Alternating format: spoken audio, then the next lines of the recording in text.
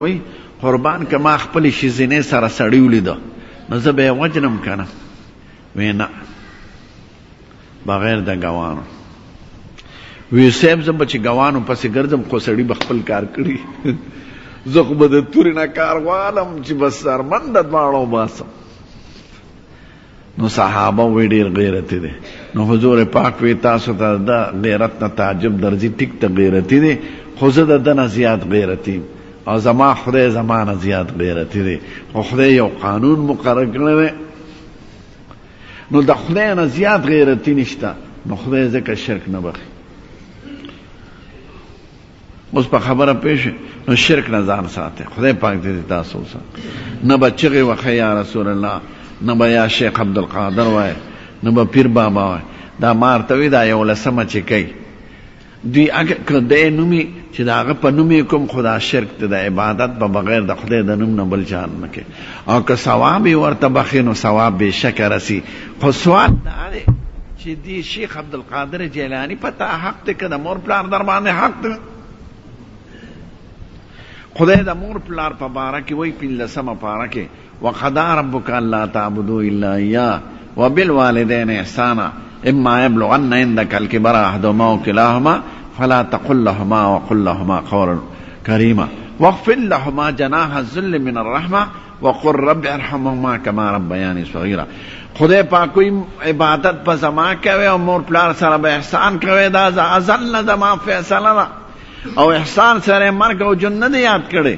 په جن به احسان کې د مرګ نه پس به احسان کې خیرات به کې لاس پوچته زیارت لوي د مور پلار دوستانو خپلوانانو سره به تعلق ساتي د مور پلار د خاطر د شیخ عبدالقادر جیلانی نه ویلي او نه د پیر نو دی ولی یادی شیخ عبدالقادر جیلانی مور پلار نه یادی د دې خدا سے مثال دی لکه یو لوی کل مبارک سړی په باغ کې ناست دی او ورته مخې الواګانې او شیرینې او مټیانې پرتي او ایر کنډیشن او پکی او یخ شربتونه او ته منګي د شربت ډک کې پلار دې په سوراړه د پلوسې په مقبره کې چغې وایي یا بچې یو ګیلاس اوبه راوړه او ته دا غټ جام او منګي یو سي هغه بزرګ له نو دا د بېوقوفتیا ده که هوښیار هغه مزه وکړي دی هغه ته شربتونه پراته دي پلار پسې وکړه خوار ځکه پلار ځکه نه پلار دې ضروري دی پلار ځکه نه یادوي چې دی خو زما په شان ټانګي والا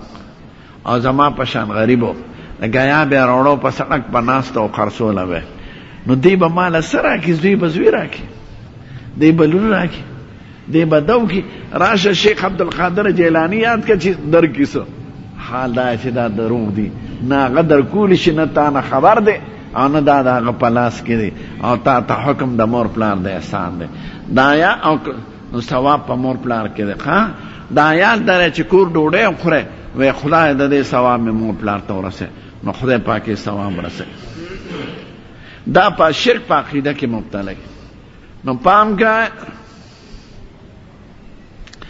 دا ړومبه مثال مې ورته خو